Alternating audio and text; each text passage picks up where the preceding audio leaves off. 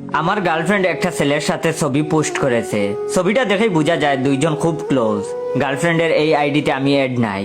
আমার গার্লফ্রেন্ডকে জিজ্ঞেস করলাম, তোমার এই আইডির কথা আমাকে বলনি কেন? অবাক হয়ে আমার দিকে তাকিয়ে সে বলল, কোন আইডি জয়? আমার তো একটাই আইডি, সেটাতে তো তুমি আছো। আমি তখন পোস্ট বের করে আমার গার্লফ্রেন্ড সুইটিকে দেখালাম। সুইটি চোখ বড় করে আমার দিকে তাকিয়ে বলল, ও মা, দেখছো বাবু, ছেলেটা কি ফাজিল, আমার ছবি দিয়ে ফেক আইডি খুলেছে, তুমি এক্ষুনি রিপোর্ট করো। আমি আইডিতে রিপোর্ট করলাম। এরপরে ওই আইডিটা খুঁজে পাইনি, মনে হয় ফেসবুক ব্যান করে দিয়েছে। এর কিছুদিন পর আরেকটা আইডি দেখলাম। সুইটি তখন দেখে বলল, বাবু, আমি আর ফেসবুক চালাবো না। এসব ফাজিল ছেলেরা শুধু আমার ছবি দিয়ে কয়েকদিন পর পর ফেক আইডি খুলে, আবার দেখো ছবি এডিট করে অন্য ছেলের সাথে ছবি পোস্ট করে। ভাগ্যিস তুমি দেখছো, যদি আব্বু দেখতো তাহলে আমাকে মেরেই ফেলতো। সুইটির আব্বু আবার বিদেশে থাকেন। শুক্রবারে সুইটিকে কল দিলাম, দিয়ে বললাম, আজ বের হতে পারবা? তখন সে বলল, না বাবু, আজ বের হতে পারবো না। তাই আমিও ভেবেছিলাম শুক্রবারে আর বের হব না। কিন্তু আমার এক বন্ধু জোর করে নিউ মার্কেটে আমাকে নিয়ে গেল। গিয়ে দেখি সুইটি একটা ছেলের সাথে নিউ মার্কেটে এসেছে। তো তখন আমি তাকে কিছু বলি নাই। রাতের বেলা আমি তাকে জিজ্ঞেস করলাম ছেলেটাকে। তখন সে বলল, বাবু, তুমি রবিনকে চিনো না? ও তো আমার কাজিন। আম্মু আমাকে পাঠিয়েছে একটা জিনিস কিনতে। তুমি কি আমায় অবিশ্বাস করো জয়? তখন আমি বললাম, না না, অবিশ্বাস কেন করব? বলে রাখা ভালো, সুইটির সাথে আমার 2 বছরের সম্পর্ক। মেয়েটা খুবই ভালো, দেখতেও বেশ সুন্দর। একদিন রবিনের সাথে আমার টিএসসি তে দেখা হলো। রবিন আমাকে দেখেই ডাক দিল, জয় ভাই। আমি প্রথমে চিনতে পারিনি, পরে চিনলাম। আর মনে মনে বললাম, আরে এটা তো সুইটির কাজিন। রবিন আমার কাছে এসে বলল, আপনি জয় ভাই না? আমি আবারও মনে মনে ভাবতে শুরু করলাম, রবিন আমাকে কি করে চিনলো, বুঝতে পারলাম না। সুইটি কি ওর ফ্যামিলিতে আমার কথা বলেছে? মেয়েটা দেখি খুব কাজের। তখন আমি বললাম, হ্যাঁ আমি জয়, আপনি? তখন সে বলল, আমি রবিন। আর বলল, আপনি তো সুইটির কাজিন, তাই না? আমি হতবাক হয়ে চেয়ে রইলাম। রবিন বলল, সুইটি আপনার কথা প্রায়ই বলে। আমি তখন বললাম, সুইটি আপনার কে হয়? তখন সে বলল, আপনি খুব ভালো মানুষ, তাই বলছি। সুইটি আমার গার্লফ্রেন্ড। আমি এটা শুনে আমার কথা হারিয়ে গেছে। কোনো মতে নিজেকে সামলিয়ে জিজ্ঞেস করলাম, কতদিনের সম্পর্ক আপনাদের? তখন সে বলল, 3 বছর ভাই। ছেলে দেখি আমার সিনিয়র। আমি তখন তাকে বললাম, ভাই সময় আছে আপনার কাছে? তখন সে বলল, হ্যাঁ ভাই। ছেলের মুখে এখনো হাসি লেগে আছে। একটু পরে অবশ্য হাসিটা থাকবে না। আমরা মধুর ক্যান্টিনে আসলাম। আগে একটু চা খেয়ে নেই। ওর হাসিটা দেখতে ভালো লাগছে। ও ভাবছে গার্লফ্রেন্ডের কাজিনের সাথে সম্পর্ক ভালো হচ্ছে, সামনে কাজে লাগবে। বলা তো যায় না, যদি পালিয়ে বিয়ে করতে হয়।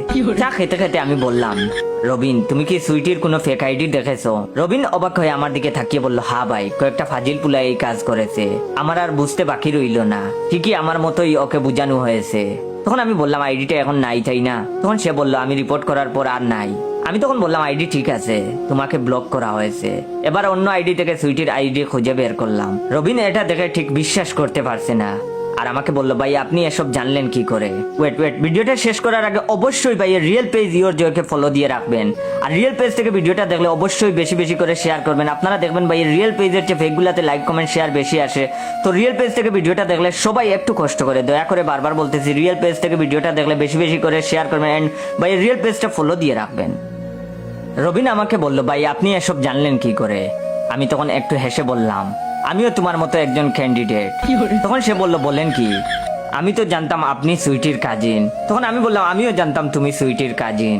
তারপরে একটা ফেক আইডি খোলা ছেলেকে মেসেজ দিলাম, আমি সুইটির কাজিন, তোমার সাথে কথা আছে, যোগাযোগ করো। আমি আর রবিন হতবাক হয়ে শুনছি রাসেলের কথা। রাসেল হলো সুইটির ছবি দিয়ে ফেক আইডি খুলেছে। এটা অবশ্য সুইটির কথা। আসল ঘটনা, রাসেলের সাথে সুইটির সম্পর্ক 4 বছর ধরে চলে। রবিন তখন বলল, ভাই আপনি তো আমার 1 বছরের সিনিয়র। 3 জন মিলে আর 2টা আইডির রাজন আর আসলামকে পাওয়া গেল। এরা সবাই সুইটির বয়ফ্রেন্ড। রাজনের সাথে সম্পর্ক 5 বছর, আর আসলাম আমাদের সবার সিনিয়র। ওর সাথে সুইটির সম্পর্ক 6 বছর। প্রতি বছর একজন করে যোগ হয়। সুইটি এখন আমাদের কারোর সাথে যোগাযোগ করছে না, ওর বাবা বিদেশ থেকে আসছে বলে। কাজেই এখন ও খুব ব্যস্ত থাকবে। এটা অবশ্য আমাদের সবাইকে আলাদাভাবে জানিয়েছে সুইটি। একজন মধ্যবয়স্ক লোকের সাথে সুইটিকে দেখলাম আমরা। এখন আমরা 5 জন একসাথে সুইটিকে ফলো করি। রাতে সুইটিকে মেসেজ করলাম, আজ তোমার বাবার সাথে তোমাকে দেখলাম, তোমরা শপিং করতে গেছিলা বুঝি? তখন সে বললো, হ্যাঁ, পরে কথা হবে, এখন আমাকে মেসেজ দিবে না। পরদিন রবিন আমাকে কল দিয়ে বলল, ভাই জলদি আসেন। আমি তখন বললাম, কি হয়েছে ভাই? তখন সে বলল, আসেন, আপনাকে বলছি সব। ছেলেটার কথা শুনে খুব উত্তেজিত মনে হচ্ছে। আমি রবিনের সাথে দেখা করতে গেলাম একটা রেস্টুরেন্টে। গিয়ে দেখি রাসেল আর আসলামও এসেছে। মনে হয় সুইটির নতুন কোনো বয়ফ্রেন্ড পাওয়া গেছে। তখন আমি বললাম কি হয়েছে রবিন? তখন সে বলল আজ সুইটির বাবার সাথে দেখা, একটা 10 বছরের মেয়ে নিয়ে যাচ্ছে। আমি ভেবেছিলাম সুইটির ছোট বোন হবে। আমি সামনে গিয়ে সালাম দিলাম আর বললাম আঙ্কেল কেমন আছেন? উনি আমাকে আসলে চিনতে পারলো না, চেনার কথাও না। আমি তখন বললাম আমি সুইটির ক্লাসমেট। তখন তিনি বললেন আমাকে আঙ্কেল ডাকছেন কেন? তখন আমি বললাম আপনি সুইটির বাবা না? তখন তিনি বিরক্ত হয়ে বললেন সুইটি আমার স্ত্রী। ওয়েট গল্পটা শেষ করার আগে আপনাদের কাছ থেকে একটু সময় নিয়ে নিচ্ছি। দয়া করে আপনারা ভাইয়ের রিয়েল পেজ ইওর জয়কে ফলো দিয়ে রাখবেন। আপনারা অনেক ফেক পেজে কমেন্ট করেন এই ছেলের রিয়েল পেজ কোনটা। সবাইকেই বলবো ভাইয়ের রিয়েল পেজের নাম হচ্ছে ইওর জয়। আপনারা দেখে শুনে ভাইয়ের রিয়েল পেজ ইওর জয়কে ফলো দিয়ে রাখবেন। আর সবাই এই ভিডিওটা বেশি বেশি করে শেয়ার করবেন যাতে করে অন্যরা ভাইয়ের রিয়েল পেজটা পায়। ভদ্রলোক তখন বিরক্ত হয়ে বললেন সুইটি আমার স্ত্রী, এটা সুইটির মেয়ে। রবিন বলল ভাই আমি এটা শুনে দ্রুত পালিয়ে এসেছি। পরে খবর নিয়ে জানলাম উনি সুইটির দ্বিতীয় হাজবেন্ড।